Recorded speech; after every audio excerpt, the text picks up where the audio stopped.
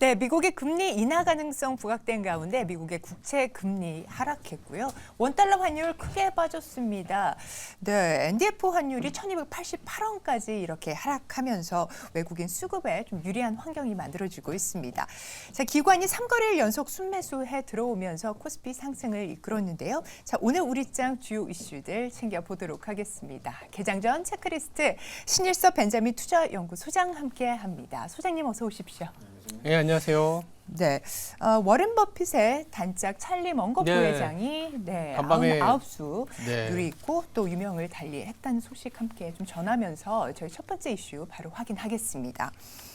우선 어제장에서 대형 조선사들뿐만 아니라 조선 기자재, 보냉자라든지 아니면은 이 피팅 업체까지 두루 좀 강했습니다. 하나오션이 9%대 상승이 좀 있었는데 내년 호실적 전망이 이렇게 나오고 있는 상황입니다. 어떻게 보시고 계십니까? 일단 반도체에서 수익이 엄청나게 나신 분이라면은 조금 옮겨도 괜찮겠다. 이런 생각이 듭니다.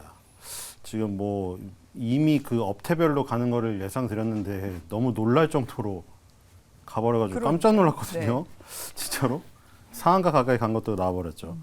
그래서 이제 거기서 이제 이제 정말 생각할 걸 다 생각했거든요. 정말 여기서 또 뭐가 갈까? 이 정도만 따라와도 지금은 사실 1년간의 농사를 한 2달간에 다 짓고 끝나는 정도의 수준이라고 생각이 되거든요. 지금 한 4-5번을 연속으로 이렇게 수익을 얻게 되면은 그게 완전 따따블에서 따따따블이 되기 때문에 그거를 나눠가지고 그때 말씀드린 조선이나 화학이나 이런 데 있잖아요. 지금 완전 쳐져 있는 거 있죠. 롯데케미칼, 그 다음에 이런 거 조선주 중에 삼성중공업, 무슨 하나오션 이런 거 있죠. 이런 거에 정말 여유롭게 남아 담을 수 있는 상황이다. 대신에 그 사이클이 엄청나게 길기 때문에 저기는 명심을 해야 된다. 굉장히 오랫동안 저점을 찍으면서 여러 번에 걸쳐서 저점을 찍을 것이고, 이게 대전환이 일어나더라도 그때 말씀드렸다시피 지금 미국의 빅테크나 우리나라의 이 반도체가 정말 따라올 수 없을 정도로 엄청난 시세를 낸 다음에 개인 투자들이 나중에 따라붙을 때, 제가 계속 외국인 기관 그 얘기를 드린 게 개인 투자자들 산 게 하나도 없어요. 여기서 얘기 드린 거 다 보면 외국인 기관, 그 다음날 보면 외국인 기관 수급 상위에 다 올라와 있는 종목들이에요.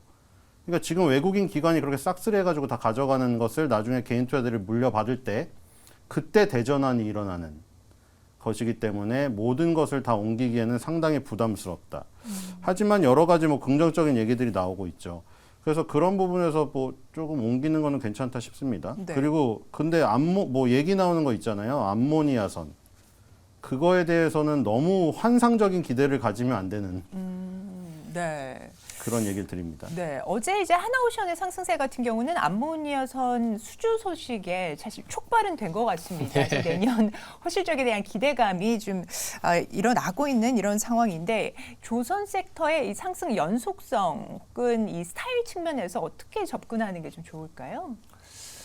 사실 조선주를 바라봤을 때 수주 베이스로 봐야 되는 게 맞고, 저희가 이제 조선을 만약에 이제 소위 말해서 담자 이랬을 때는 기본적으로는 이제 금융, 특히 유럽 금융이 좀 올라와 줘야 돼요. 예, 그리고 물동량이 올라가 줘야 되는 부분인데, 지금은 그런 부분보다는 예전에 이제 이 프레임에서는 설명이 잘 안 되는 부분들이 이제 밸류체인이 변했던 것들, 친환경 문제라든지, 그리고 중국과의 이제 경쟁 구도에서 우리가 좀 수혜를 보는 부분들, 이런 것들이 다 접목이 돼 있고, 또 재미있는 거는 국채 수익률하고 신조석과하고 같은 방향성이에요. 그래서 국채 수익률이 높은 수준을 유지한다는 게 거꾸로 이제 신조성가가 상당히 높은 수준을 유지하는 거기 때문에 피가 안정적인 상황이라고 볼 수 있는 거고, 그 피의 안정은 사실은 이제 국채 수익률이라는 이면에는 유가라든지 여러 가지 비용이 있는 거죠.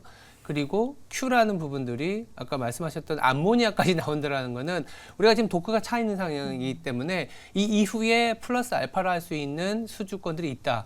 그러면서 이제 기대감을 지금 먼저 땡겨올 수 있는 그런 상황일 수 있는 거죠. 네, 지금 사실 정말 물 들어올 때 노를 마음껏 저으면 참 좋겠는데 토크는 한정되어 있는 이런 상황입니다. 지금 조선주 이 투자 스타일은 어떻게 좀 가져가 볼까요? 지금 이 친환경 배가 좋은 건 좋은 거고 안 좋은 건 안 좋은 거거든요. 돈이 너무 많이 들어요. 그리고 지금 신조선가가 오르고 있는데 보니까 클락슨 신조선가 2022년 11월 달부터 1년 동안 쭉 올라서 지금 180에 근접을 했고 중국 신조선가도 1100에 근접을 했네요. 꾸준히 오르고 있는데 클락슨 신조선가가 지금 2008년이죠. 2008년에 191.5가 역사상 최고치였거든요. 여기에 지금 180 가까이 갔으니까 92% 정도 접근을 했는데 여기서 또 쌍봉을 얘기하시는 분들이 많이 또 계십니다. 이게 정점일 것이다. 이런 얘기 하시는 분이 계시고 문제는 원자재 가격이 같이 떨어지지 않고 철광석 가격이 오르고 있기 때문에 후판, 조선은 후판이죠. 철강 회사들에서 두꺼울 후자 써서 후판을 납품을 하기 때문에 그런 부분에서의 원가 부담이 있고 그 다음에 해운 시황은 컨테이너 운임 지수는 빠지고 벌커 운임 지수는 오르고 있죠.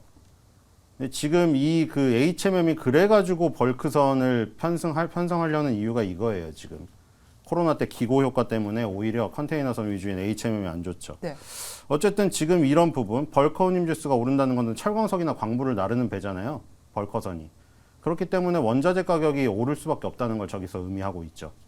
컨테이너선이 안 오르라는 것은 소비재가 안 좋아서 가전제품이나 이런 게 안 간다는 얘기고 철광석이 왔다 갔다 많이 하니까 철광석 가격이 오른다는 얘기죠. 신조선가가 오르지만 철광석 가격도 같이 오르기 때문에 마진이 그렇게 커지기가 힘들다는 것이고 그리고 지금 여기서 또 문제죠.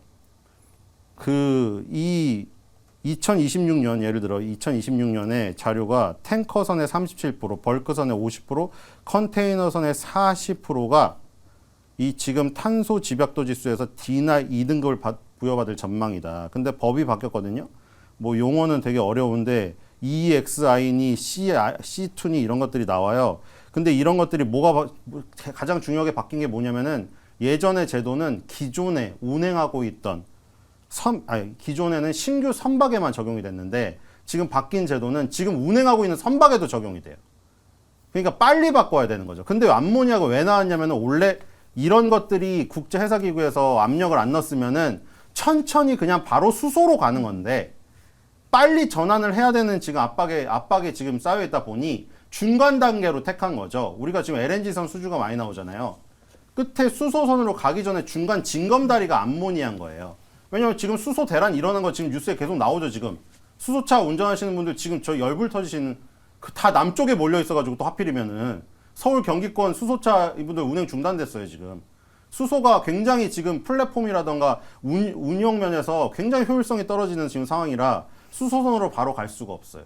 그러니까 암모니아선을 선택한 건데 암모니아선을 만들 수 있는 능력은 아주 일부분의 국가, 우리나라밖에 없다고 봐야죠. 그렇기 때문에 수급적으로도 굉장히 느리고 지금 선택하는 거는 다 그런 거죠. 운행 속도를 늦추던가. 그럼 아까 말한 대로 운행 속도를 늦춰버리면은 많이 왔다 갔다 못해요. 그럼 또 효율성이 떨어져서 안 되죠. 그럼 이제 스크래퍼를 달아야 되는데 스크래퍼를 달면은 또 그 연안에 가가지고 개방형이나 폐쇄형이냐 있는데 개방형은 또 못 들어오게 해요. 개방형 바다에 버려버리니까 우리나라 바다에 들어와서 버리는 걸 누가 좋아하겠어요. 그러면 결국에는 비싼 걸 만들어야 되는데 선주들이 지금 고금리인데 돈이 있겠냐 이거죠. 그러니까 언론에 무슨 암모니아선이 뭐 굉장히 세상을 이끌어가는 트렌드로 나오지만 선주들 입장에서 발주를 해야 우리나라 조선주가 수주를 할 거 아닙니까? 네. 근데 이 비싼 배를 마구잡이로 발주를 막 내는 상황이 아니라는 거죠, 지금. 그러니까 언론에 나온 대로 뭐 암모니아가 뭔가 세상에 조선을 구할 것 같은 뭔가 아이템으로 떠오르지만 네. 마구 암모니아를 저기 발주할 여력이 있는 선주들이 없다. 네. 유가도 떨어지고 있잖아요. 그렇죠? 유가가 올라야 돈이 많아가지고 오일 회사들 쉘 같은 데서 발주를 할 거 아닙니까? 네. 그런 면에서 쌍봉을 찍고 떨어질 가능성도 염두에 두셔야 된다. 네, 신조선가에 대한 말씀을 좀 주셨고요. 지금 조선업계 그 비용 인상 가능성에 대해서 좀 짚어주셨습니다. 자, 그러면 저희가 점검해봐야 될 두 번째 이슈로 넘어가 볼 텐데, 자, 정부의 물가 관리 그리고 식품 기업들의 가격 인상 철회 소식입니다. 오뚜기가 대표 제품 24종에 대해서 가격 인상을 발표를 했다가 철회를 했고, 여기에 더해서 롯데 웰푸드, 풀무원도 제품 가격 인상 계획을 발표했다가 철회하는 움직임입니다. 뭐 은행의 뭐 횡재세 논란이라든지 아니면 바이든 대통령도 이번에 네. 또 기업 폭리를 취하고 있다 이렇게 얘기를 하고 있는데 궤를 같이 한다고 봐야 할까요? 글쎄요, 뭐 최근에 물가가 뭐 표의 핵심이다 보니까 내년은 또 글로벌 좀 뭐랄까 정치 이벤트 너무 많잖아요. 뭐 대만 선거도 있고 우리나라 총선에 미국은 대선까지 있으니까. 근데 뭐 식료품 업계에서는 아무래도 가격 인상을 하고 싶지만 못하는 부분들은 마진에 영향을 주긴 줄 거예요. 그리고 그동안 주가도 너무 많이 올랐고, 그리고 내년에 또 성장률이 좀 둔화될 수 있다라는 일부 시각도 있다 보니까 이게 뉴스가 그렇게 좋을까라는 생각은 좀 안 드네요. 네. 네. 소식은 좀 어떻게 해석을 하고 계십니까? 오뚜기 주주 입장에서는 최악의 소식이죠. 하지만 친구들, 주식 투자 안 하는 친구들 옆에서 드러내놓고 말은 못하죠. 제가 계속 분명히 얘기드렸지만 네. 뉴스에서 나오는 소식에서 주주분들의 입장을 대변하는 소식은 절대 없어요. 뉴스에서 누가 오뚜기 가격 인하에 대해서 이거 인하 잘못했습니다. 뉴스 앵커가 그렇게 발표를 하겠습니까? 다들 소비자들의 마음을 대변하는 뉴스를 발표를 해야 공감이 되죠. 힘든 상황에 공감하는 뉴스 다 그렇죠. 여기서 가격 인상을 했다고 하면은 굉장히 안 좋은 기업으로 치부가 됩니다. 그래서 지금 소비자들 입장에서는 가뚜기라고 부르고 있죠. 근데 주주들 입장에서는 가뚜기가 아닌 거죠. 그러니까 소비자와 주주의 입장을 확실히 갈라야 된다고 제가 분명히 얘기를 드렸잖아요. 자신이 소비자이자 주주이면 주주의 비중이 높으면 아무리 뭐 이 일상생활에서는 그렇게 뭐 공감대를 위해서 친구들하고 같이 아픔을 함께 한다고 하더라도 내 주식에 안 좋은 영향을 미친다는 것은 철저하게 깨닫고 있어야 된다. 네. 그러니까 지금 오뚜기가 가격을 내렸다는 것은 소비자 입장에서는 굉장히 가뚜기라고 부를 수 있지만 주주 입장에서는 정말로 안 좋은 것이죠. 그렇죠. 이런 분위기 속에서 뭐 투자 관점으로서 영향을 좀 덜 받을 그런 기업들이 있을까요? 가격을 올리거나 가격을 최소한 동결은 했어야 되는, 아니면 해외에 파는 것은 안 내린. 네네. 수출 비중이 농심 높은? 삼양식품은 그 인상을 동결로 바꿨지만 그 주요 수출 품목은 하나도 안 내렸어요. 오히려 인상했죠. 삼양식품은 딴 거는 내리는 척 하면서 불닭볶음면 인상했죠. 해외 수출품. 농심도 신라면 해외 수출품은 저기 했어요. 인상했어요. 그렇기 때문에 그런 가격 인상이 가장 최고의 모멘텀이다. 그리고 해외 비중도 너무 좀 많은 그 부분이 차이가 있죠. 오뚜기가 베트남 법인을 일찍 만들어 놓고서 해외 수출에 굉장히 좀 열을 안 올렸는데 최근에 뉴스 보니까 이제 뭔가 뒤늦었다는 생각 때문인지 뭐 한다고 하더라고요. 그리고 이 오뚜기는 제발 한 번만 영화에 나와야 될 것 같아요. 왜냐면 여기 보세요. 기생충에서는 농심 신라면, 그 짜파게티 대박 났죠. 그 다음에 오징어 게임에는 삼양라면이 나왔는데 오뚜기는 왜 안 나오는 건지. 오뚜기도 한번 그런 것들, 뭐 BTS 진라면 그런 거 말고요. 영화에 한번 큰 게 터져야 그러니까요. 된다. 오뚜기 담당자분 보고 계시면 PPL 신경을 좀 써달라는 제 소장님의 말씀이 좀 있었습니다. 네, 세 번째 이슈 한번 확인을 해보도록 하겠습니다. 섬유 특수 소재를 수출하는 웰크론이 지금 주가 움직임이 또 다시 나오고 있습니다.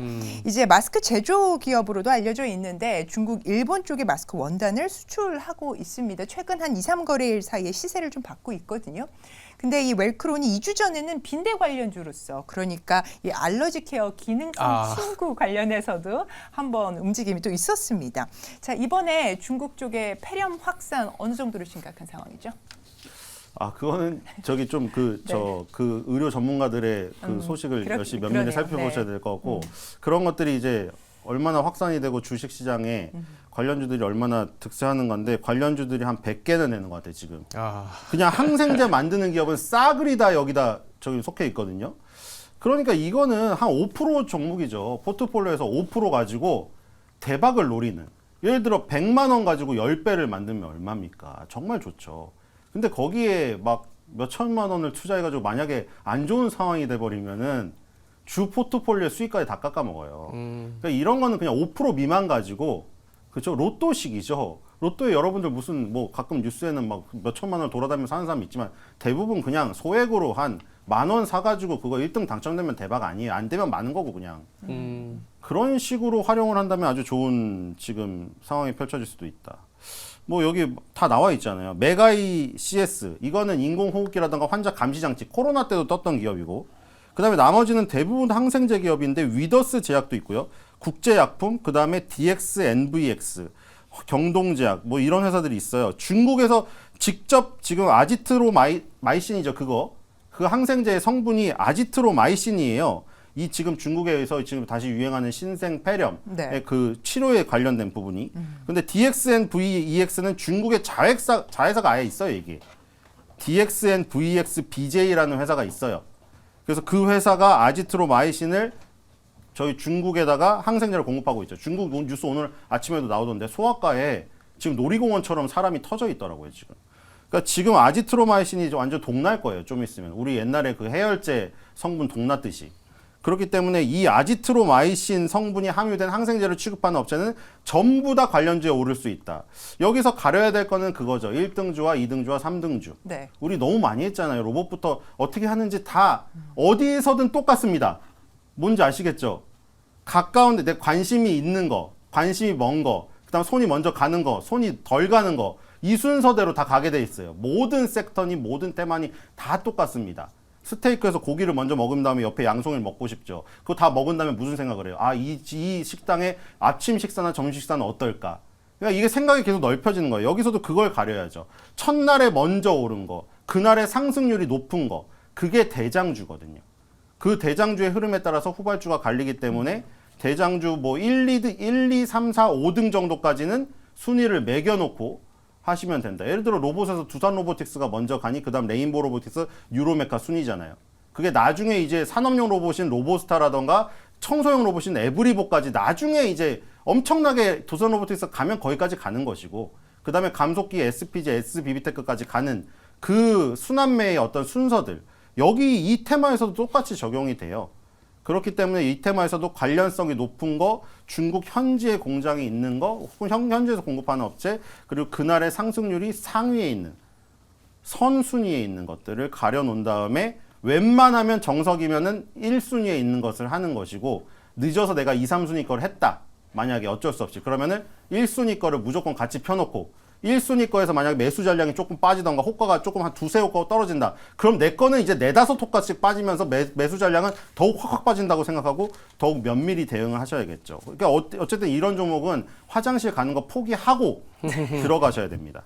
그만큼 이제 저도 동의하는 게 이런 테마는 또 팬데믹으로 갈 만한 건 아니니까 일시적인 수급 불안으로 인해서 뭐 매출이 확 늘어날 수는 있지만 또 바로 꺼질 수가 있어서 그 안에서 주도 섹터 상당히 소액으로 하자. 저도 거기에는 동의하는 바입니다. 네, 오늘은 큰 변동성을 활용한 소장님이 5% 종목 이렇게 말씀을 주셨는데요.